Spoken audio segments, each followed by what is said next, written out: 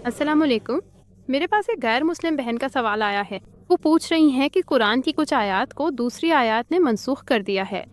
کیا ان کو تضاد یا اختلافات کے طور پر نہیں دیکھا جا سکتا؟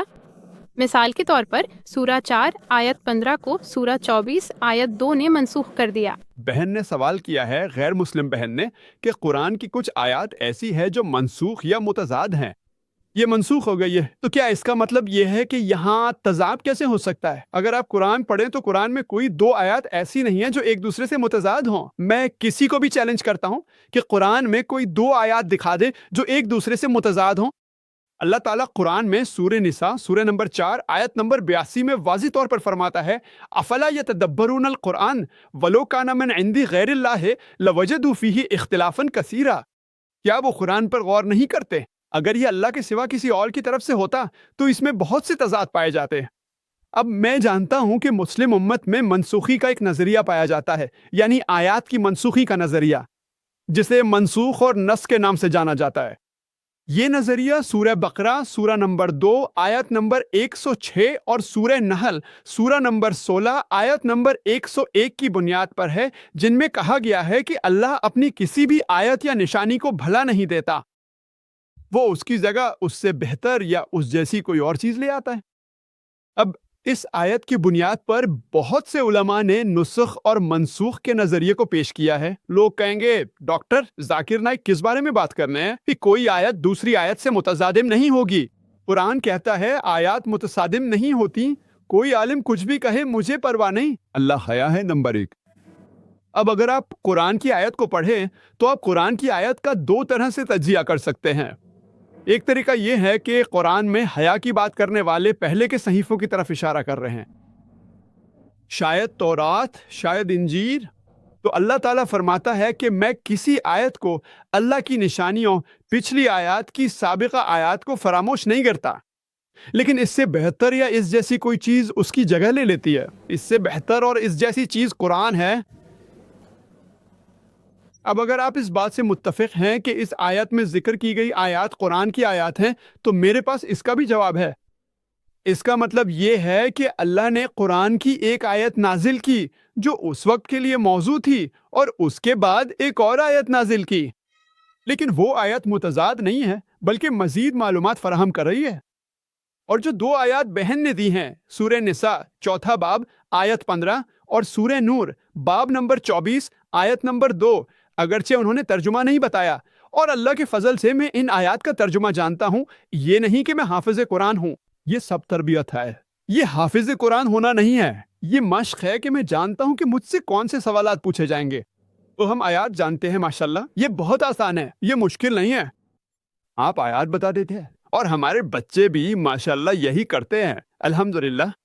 سورہ نساء باب نمبر 4 آیت نمبر 15 میں کہا گیا ہے کہ اگر کوئی زنا میں پکڑی جائے، اگر کوئی عورت زنا میں پکڑی جائے تو اسے حراست میں رکھو، یعنی گھر میں نظر بند کر دو، یعنی اسے الگ تھلگ رکھو یہاں تک کہ وہ مر جائے یا اللہ کچھ اور حکم دے۔ اور پھر سورہ نور باب نمبر 24 آیت نمبر 2 میں کہا گیا ہے کہ جو شخص زنا کرے اسے 100 کوڑے مارنے کی سزا دو۔ اب لوگ سوچیں گے کیا اس میں کوئی تضاد ہے؟ اگر سورہ نساء باب نمبر 4 آیت نمبر 15 میں صرف یہ کہا گیا ہوتا کہ عورت کو گھر میں نظر بند کر دو اور بس، تو پھر سورہ نور میں 100 کوڑوں کی سزا اس سے متضاد ہوتی۔ اس میں کہا گیا ہے کہ انہیں گھر میں رکھو یہاں تک کہ وہ مر جائیں یا جب تک اللہ کوئی اور حکم نہ دے۔ اب اس کے لیے اللہ نے دو راستے دیے۔ قرآن میں زنا کرنے والے کے لیے 100 کوڑوں کی سزا ہے، اور صحیح بخاری کی حدیث میں زانی کے لیے سزا اس میں شامل کی گئی ہے۔ تو قرآن کی یہ آیت کہتی ہے کہ اللہ بعد میں کوئی اور سزا دے گا۔ اگر یہ حصہ نہ ہوتا تو واقعی تضاد ہوتا۔ تو اس میں کوئی تضاد نہیں ہے، اس میں کہا گیا ہے کہ یہ سزا عارضی ہے، بعد میں اللہ کچھ اور نازل کرے گا۔ اسی طرح کچھ علماء نے لکھا ہے کہ 1000 آیات میں تضاد ہے، پھر کچھ علماء 500 پہ آئے، سیوطی غالباً 22 تک آ گئے، ایک اور عالم 5 تک آ گئے۔ میں نے وہ 22 اور 5 بھی چیک کیے ہیں، ان کے جوابات بھی دیے ہیں الحمدللہ۔ اور ان میں سے ایک یہ ہے کہ ہم منسوخ اور نسخ میں یہ دیکھتے ہیں کہ اللہ تعالیٰ نے بعض پابندیوں کو مرحلہ وار نازل کیا ہے۔ اور اس کی سب سے بہترین مثال میں شراب کی دیتا ہوں۔ شراب کے بارے میں سب سے پہلی آیت جو نازل ہوئی وہ سورہ بقرہ سورہ نمبر 2 آیت 219 ہے، جہاں اللہ فرماتا ہے کہ نشہ آور چیزوں میں نقصان بھی ہے اور فائدہ بھی۔ نقصان فائدے سے زیادہ ہے۔ قرآن کی یہ آیت شراب کو حرام نہیں کرتی، یہ صرف یہ کہتی ہے کہ نشہ آور چیزوں میں نقصان بھی ہے اور فائدہ بھی۔ نقصان فائدے سے زیادہ ہے۔ اس کے بعد جو پابندی کی آیت نازل ہوئی وہ سورہ نساء سورہ نمبر 4 آیت 43 ہے، جس میں کہا گیا ہے کہ جب تمہاری عقل پر پردہ ہو تو نماز کے قریب نہ جاؤ، نشے کی حالت میں نماز نہ پڑھو۔ یعنی یہ ایک نیا حکم ہے، پہلے یہ حرام نہیں تھی، صرف رہنمائی دی گئی تھی۔ نشے میں نقصان بھی ہے اور فائدہ بھی، نقصان فائدے سے زیادہ ہے۔ اگلی آیت میں کہا گیا ہے کہ جب تمہاری عقل پر پردہ ہو تو نماز نہ پڑھو، جب تم نشے میں ہو تو نماز نہیں پڑھ سکتے۔ اب چونکہ ایک مسلمان کو دن میں 5 وقت نماز پڑھنی ہے تو بالواسطہ طور پر وہ پورا دن نشہ نہیں کر سکتا۔ رات میں اختیار ہے، یہ نہیں کہا گیا کہ تمہیں لازمی کرنا چاہیے۔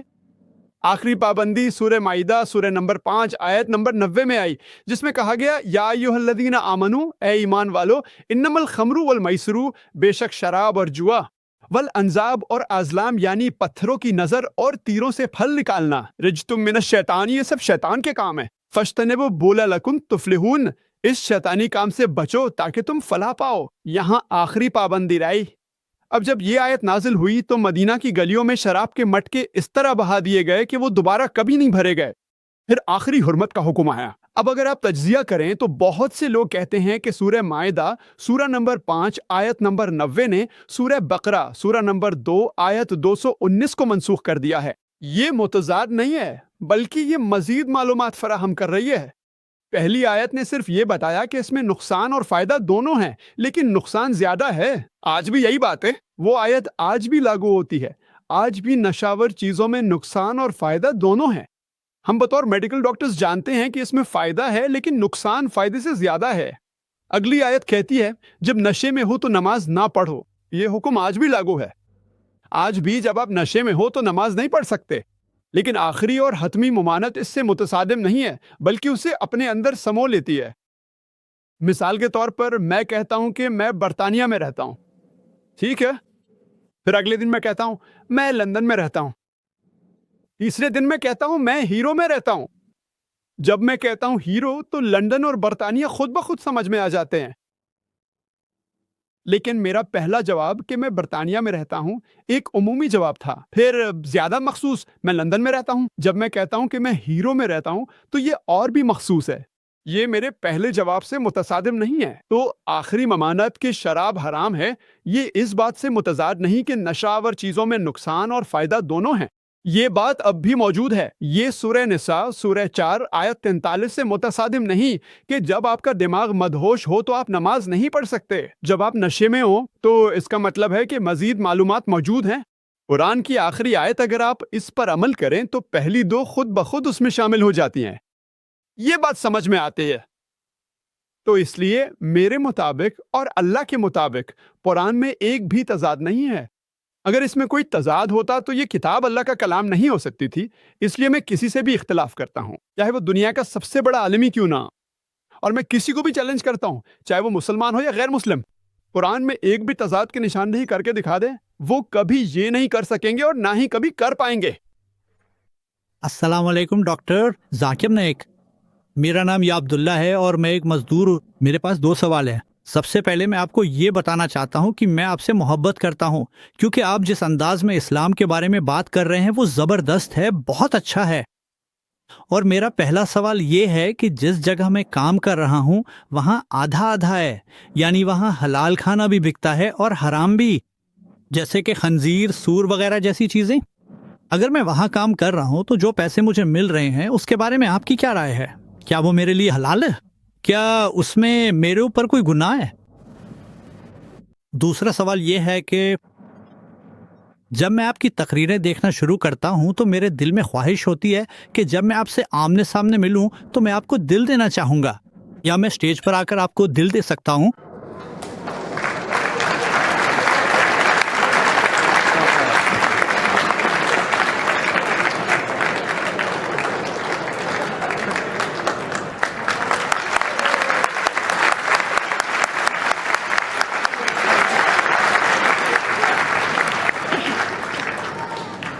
سوال یہ ہے کہ وہ ایسی جگہ کام کرتا ہے جہاں کھانا ملتا ہے، اس کا کچھ حصہ حلال ہے اور کچھ حصہ حرام، اور اس بات کا خیال رکھنا چاہیے کہ کیا یہ ایسا کاروبار ہے جو کھانا بیچتا ہے، یا آپ ایسی جگہ یعنی دفتر میں کام کر رہے ہیں جہاں عملے یا ملازمین کے لیے کھانا فراہم کیا جاتا ہے؟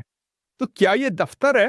نہیں، میں بس اسٹاف ہوں۔ جی ہاں، اگر آپ ایسی دکان میں کام کر رہے ہیں جہاں حرام اور حلال دونوں طرح کا کھانا بیچا جاتا ہے، اور اگر حرام کھانا بہت ہی قلیل مقدار میں ہے، جیسے کہ اگر کل آمدنی میں حرام کھانے کا حصہ شاید 1% یا 2% ہے، تو پھر کچھ امکانات ہو سکتے ہیں۔ لیکن اگر کافی بڑا حصہ حرام کھانے کا ہے تو آپ کو اس دکان میں کام نہیں کرنا چاہیے۔ یہ حرام ہے، آپ شراب کی دکان میں کام نہیں کر سکتے، آپ ایسی دکان میں کام نہیں کر سکتے جو سور کا گوشت بیچتی ہو۔ اگر آپ کسی 5 اسٹار ہوٹل میں کام کر رہے ہیں جہاں رہائش، کھانا سب کچھ ہے، اور کھانے کی آمدنی کل آمدنی کا ایک چھوٹا سا حصہ ہے، اور اس کھانے میں شاید 50% حرام ہے، تو پھر یہ ٹھیک ہو سکتا ہے۔ 5 اسٹار ہوٹل میں کام کرنا جہاں اصل آمدنی رہائش اور کھانے سے ہے، اس کا ایک حصہ کھانا ہے، اور اس حصے میں شاید سور کا گوشت حرام ہے، شراب حرام ہے وغیرہ، تو اس صورت میں یہ جائز ہوگا۔ لیکن اگر آپ ایسی دکان میں کام کر رہے ہیں جو صرف کھانا بیچتی ہے، اگر وہ زیادہ تر یا کافی بڑا حصہ حرام کھانا بیچ رہے ہیں اور ہم اس میں شامل ہیں، تو ایسی دکان میں کام کرنا حرام ہو جاتا ہے۔ امید ہے آپ کو جواب مل گیا ہوگا۔ محترم بھائی ذاکر، السلام علیکم۔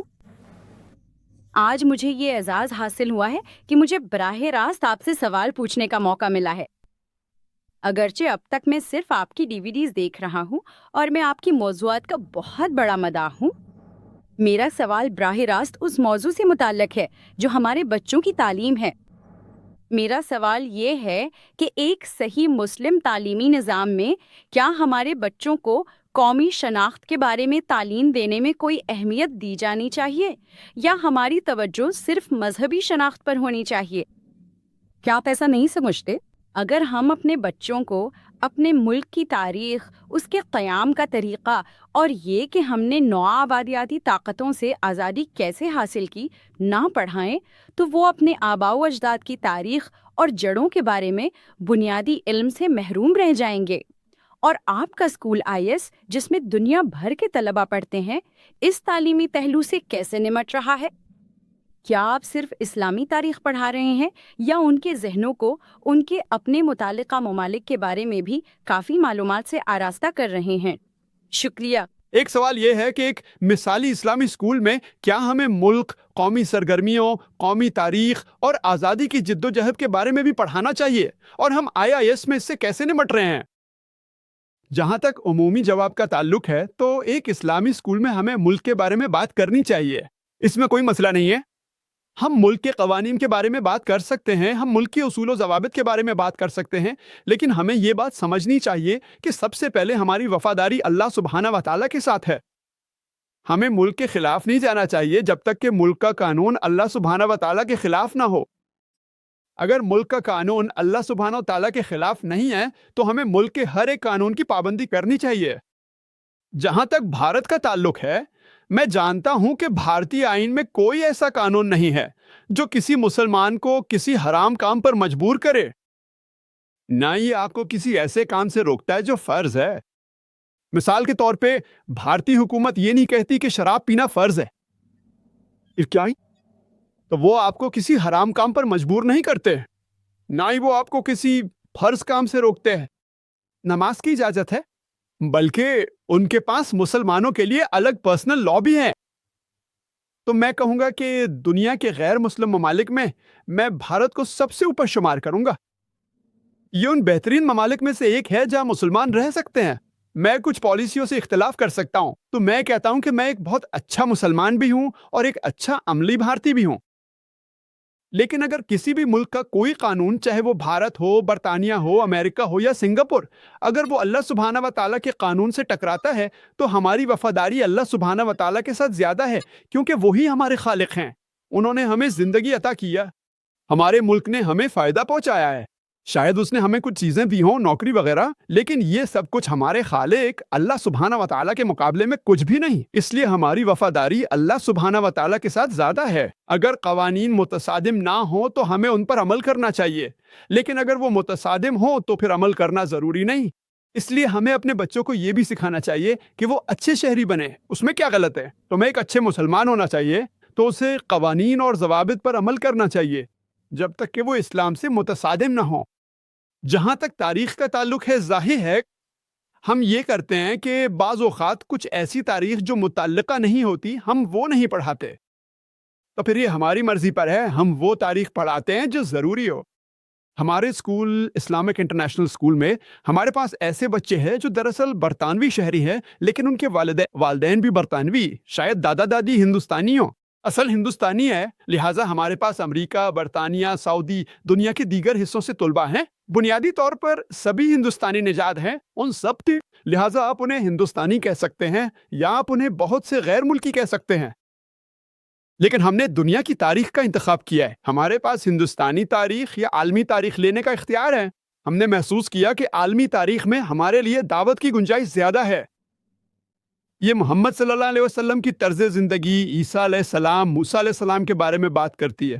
ان دونوں کے لیے ہم نے عالمی اور ہندوستانی تاریخ میں سے عالمی تاریخ چنی ہے. عالمی تاریخ میں ہندوستان کا حصہ بھی آتا ہے، تو جو ضروری ہے ہم وہی پڑھاتے ہیں.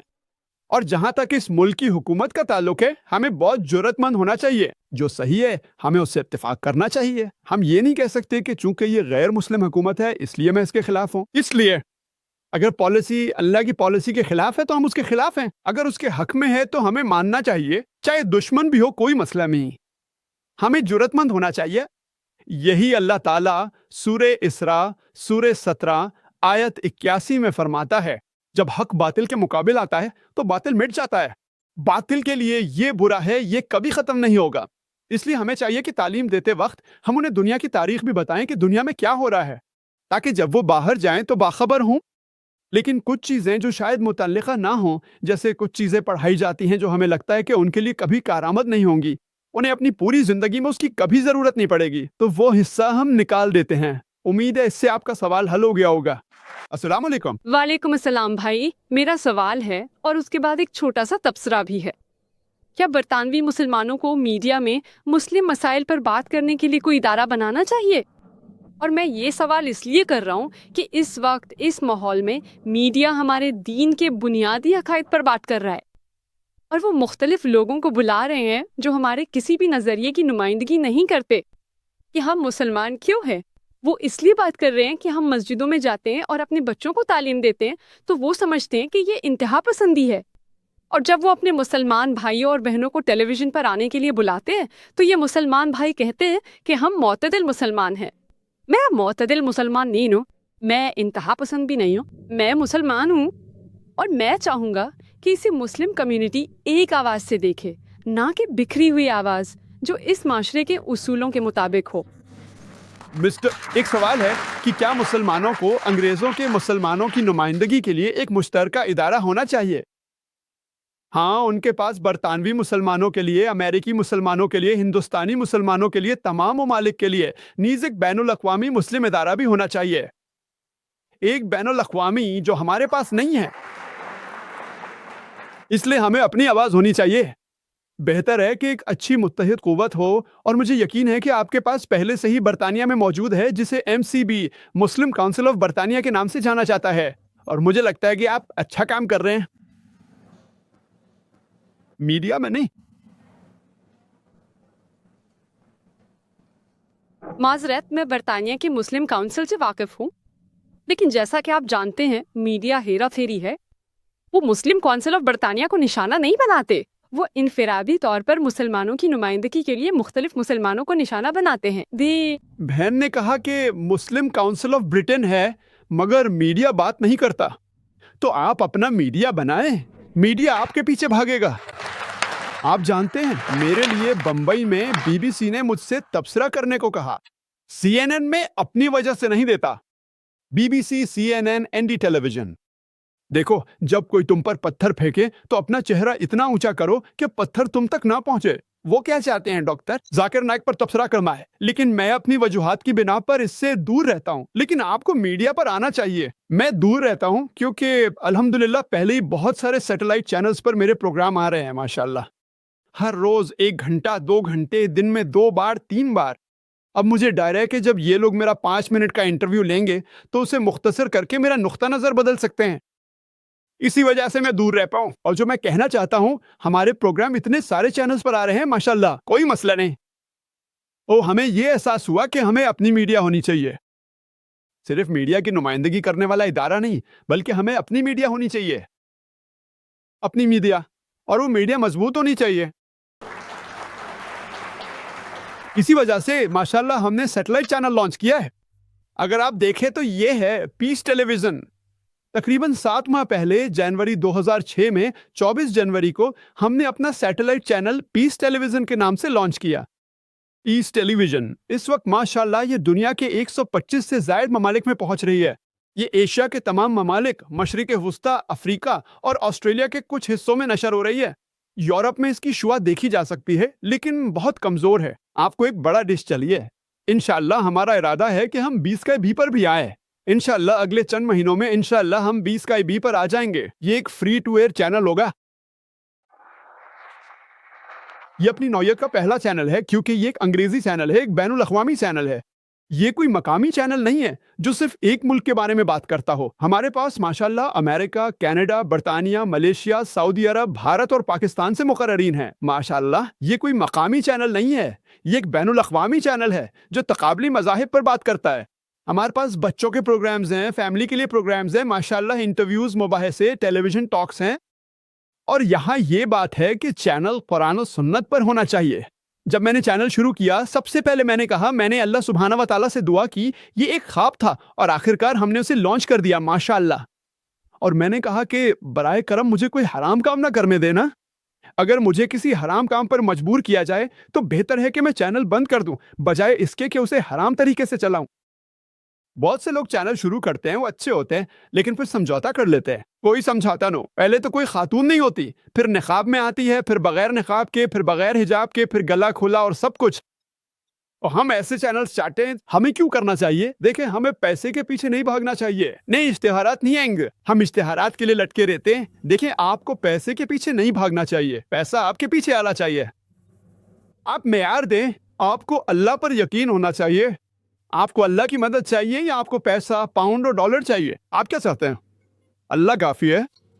مسئلہ یہ کہ ہمیں اللہ سے زیادہ یقین دوسری چیزوں پر ہے. ہمارے چینل میں ماشاءاللہ بنیادی طور پہ ہمارے پاس ساؤنڈ افیکٹس ہیں، ماشاءاللہ حلال ساؤنڈ افیکٹس ہیں. ہمارے پاس دف ہے، ہمارے پاس قدرتی ساؤنڈ افیکٹس ہیں. اور اگر آپ دیکھیں تو اس کا بہت زبردست اثر ہے ماشاءاللہ. ہمارے پاس گرافکس بھی ہے. لیکن حلال ہماری اپنی کمیٹی ہے اور ہم اعلیٰ معیار کی پروڈکشن کرتے ہیں. آپ یہ کیمرے دیکھیں، ہمارے پاس بمبئی سے 6 کیمرے آئے ہیں. عام طور پر بمبئی میں جب آپ 9 کیمروں سے شوٹ کرتے ہیں تو آپ کے پاس 50 سٹاف ہوتے ہیں. یا ہمارے پاس صرف 12 سٹاف ہیں. اصل میں کیمرہ کریو کے 10 لوگ ہیں. آپ کی محدودیت ہے. ہمارے پاس بہترین لوگ ہیں ماشاءاللہ، بہترین سامان ہے الحمدللہ. اب یہ ڈیجیٹل بیٹا کیمرہ ہے، ہمارے پاس ہائی ڈیفینیشن ہے. ہائی ڈیفینیشن ابھی شروع نہیں ہوئی. دنیا میں کوئی چینل نہیں ہے جو اس وقت ہائی ڈیفینیشن پہ شوٹنگ کر رہا ہو. تو ہم مسلم چینل سے مقابلہ نہیں کرتے، ہم بین الاقوامی غیر مسلم چینل سے مقابلہ کرتے ہیں. اور سب سے بہترین صوفی اور مذہبی چینل گاڈ ٹی وی ہے. وہ 15 سیٹلائٹس پر ہیں. وہ 225 سے زیادہ ممالک میں پہنچ رہے ہیں، 275 ملین لوگوں تک. اور ہم اس طرح پروگرامنگ کر رہے ہیں کہ یہ ایک روحانی ایجوٹینمنٹ چینل ہے. انشاءاللہ اگلا منصوبہ یہ ہے کہ مختلف زبانوں میں الگ چینل ہو، انگریزی اور اردو میں، پھر انشاءاللہ نیوز چینل بھی ہو. لیکن یہ بین الاقوامی خبریں ہوں گی، مقامی خبریں نہیں. نہ صرف بمبئی کی، نہ صرف لندن کی، بلکہ بین الاقوامی، تاکہ ہم اپنی آواز اٹھا سکیں. ہمارے پاس کتنے بین الاقوامی میڈیا ہے؟ کیا ہمارے پاس کوئی بین الاقوامی اخبار یا نیوز میگزین ہے؟ ٹائم میگزین، نیوز ویک، وہ کہاں ہیں؟ ہمارے پاس مسلمانوں کے نکالے کچھ میگزین اردو، عربی یا انگریزی میں ہیں جنہیں صرف مسلمان پڑھتے ہیں. ہم چاہتے ہیں غیر مسلم بھی انہیں دیکھیں تاکہ کم از کم یہ کہہ سکیں الحمدللہ ہمارا چینل ماشاءاللہ. یہاں تک کہ ہمارے پروگرام بھی کم از کم 25% ماشاءاللہ جو پروگرام میں دیتا ہوں، چاہے وہ انڈیا میں ہو یا کہیں اور، ماشاءاللہ یہاں مجھے لگتا ہے کہ زیادہ غیر مسلموں کو آنا چاہیے. کیوں؟ مجھے اتنے زیادہ لوگوں کا نہیں پتا. اس کا ذمہ دار کون ہے؟ تشہیر غیر مسلموں کی طرف ہونی چاہیے ماشاءاللہ. بہن، یہاں تک کہ جو ہمارا چینل ہے، ہمیں اپنی میڈیا، اپنے اخبارات، اپنی میگزینز، اپنے سیٹلائٹ چینلز ہونے چاہیے جو اسلام کی صحیح تصویر دنیا تک پہنچائے، تاکہ ہم اپنی بات اور اسلام کا حق دنیا کے سامنے پیش کر سکیں. امید ہے اس سے آپ کا سوال حل ہو گیا ہوگا. جی خوش آمدید دوستو، امید کرتا ہوں ویڈیو آپ نے پوری دیکھی ہوگی اور آپ کو پسند بھی آئی ہوگی۔ بھائیو دوستو، اللہ تعالیٰ نے اس دنیا میں جتنی بھی کتابیں بھیجی تو وہ سب کے سب یا تو منسوخ ہو گئے یا لوگوں نے اس میں اپنی طرف سے تبدیلیاں کی۔ ان میں صرف واحد قرآن مجید ہی ایسی کتاب ہے جو اللہ کی طرف سے آخری کتاب ہے اور اس میں کوئی تبدیلی نہیں ہوگی، نہ کوئی اس میں تبدیلی کر سکے گا، ٹھیک ہے۔ اسی لیے اللہ تعالیٰ قرآن میں فرماتے ہیں کہ اِنَّا نَحْنُ نَزَّلْنَا الذِّكْرَ وَإِنَّا لَهُ لَحَافِظُونَ، کہ ہم نے ہی اس قرآن کو نازل کیا اور ہم ہی اس کی حفاظت کریں گے۔ تو قرآن تا قیامت رہے گی، تا قیامت اس قرآن میں کوئی تبدیلی نہیں کر سکے گا، نہ ہی اس میں تبدیلی ممکن ہے۔ قرآن مجید سے پہلے جتنی بھی کتابیں آئی اس میں لوگوں نے تبدیلیاں کی، لوگوں نے رد و بدل کی، لیکن قرآن واحد ہی ایسی کتاب ہے کہ اس میں کوئی تبدیلی نہیں کر سکتا۔ کیونکہ اس کی حفاظت کی ذمہ داری اللہ تعالیٰ نے لی ہے۔ اور قرآن میں اللہ تعالیٰ فرماتے ہیں وَأَنزَلْنَا عَلَيْكَ الْكِتَابَ وَمُهَيْمِنًا عَلَيْهِ، اللہ تعالیٰ نے کتاب نازل کیا اور اسی طرح مہیمن کا مطلب ہے وہ کتاب جو آپ کو پچھلی کتابوں کا یا پچھلی کتابوں کے بارے میں بتائے، جو آپ کو اس بات کی جو ہے نا یہ بات بھی آپ کو سمجھائے کہ قرآن سے پہلے جتنی بھی کتابیں نازل ہوئی وہ کون کون سی کتابیں نازل ہوئی اور کس نبی پر داخل ہوئی، اور ان میں سے جو ہے نا کون کون سی احکامات شامل تھی۔ اسی لیے قرآن کو مہیمن بھی کہتے ہیں۔ تو بھائیو دوستو، قرآن مجید میں کوئی بھی تضاد نہیں ہے۔ اگر کوئی یہ اعتراض کرتا ہے جس طرح یہ ویڈیو آپ نے دیکھا کہ قرآن میں تضاد ہے، تو وہ اس کی لا علمی ہے، کم علمی ہی ہم کہہ سکتے ہیں، کیونکہ قرآن مجید چونکہ عربی زبان میں ہے، اس لیے آپ کو عربک زبان، عربک لٹریچر اور ان سب چیزوں کے متعلق جو ہے نا آپ کو جاننا ہوگا، اور یہ سب چیزیں جو ہے نا آپ کو آنی ہوگی، وگرنہ آپ جو ہے نا اس قرآن سے پھر فائدہ نہیں اٹھا سکتے۔ اسی طرح قرآن مجید جو ہے نا وہ اللہ تعالیٰ کی طرف سے آخری کتاب ہے اور اس کی حفاظت کی ذمہ داری وہ بھی اللہ تعالیٰ نے لی ہے۔ تو جس چیز کی حفاظت کی ذمہ داری اللہ تعالیٰ لے لے تو پھر اس میں کوئی بھی اپنی طرف سے رد و بدل یا شش و پنج بالکل بھی نہیں کر سکتا۔ اسی طرح اگر عربی زبان آپ کی کمزور ہے، عربک سینٹیکس، عربک گرامر، صرف اور نحو آپ کی کمزور ہو، تو پھر آپ یہی اعتراضات کریں گے کہ قرآن میں جو ہے نا تضاد ہے، اس میں آیت منسوخی وغیرہ ہے۔ تو یہ ایسی بات نہیں ہے۔ اللہ تعالیٰ قرآن میں فرماتے ہیں مَا نَنْسَخْ مِنْ آیَةٍ أَوْ نُنْسِهَا نَأْتِ بِخَيْرٍ مِّنْهَا أَوْ مِثْلِهَا أَلَمْ تَعْلَمْ أَنَّ اللَّهَ عَلَى كُلِّ شَيْءٍ قَدِيرٌ مَا نَنْسَخْ مِنْ آیَةٍ أَوْ نُنْسِهَا نَأْتِ بِخَيْرٍ مِّنْهَا أَوْ مِثْلِهَا أَلَمْ تَعْلَمْ أَنَّ اللَّهَ عَلَى كُلِّ شَيْءٍ قَدِيرٌ۔ اللہ تعالیٰ فرماتے ہیں اگر ہم کسی چیز کو منسوخ کریں تو اس سے اچھا جو ہے نا وہ آتا ہے۔ تو بندے کے لیے جس چیز میں آسانی ہوتی ہے وہی حکم اللہ تعالیٰ نازل فرما دیتے ہیں۔ ڈاکٹر ذاکر نائک نے بہت بہترین طریقے سے جواب دیا۔ امید کرتا ہوں یہ ویڈیو آپ کو پسند آئی ہوگی۔ اگر ویڈیو آپ کو پسند آئے اس چینل کو سبسکرائب کریں، بہت شکریہ۔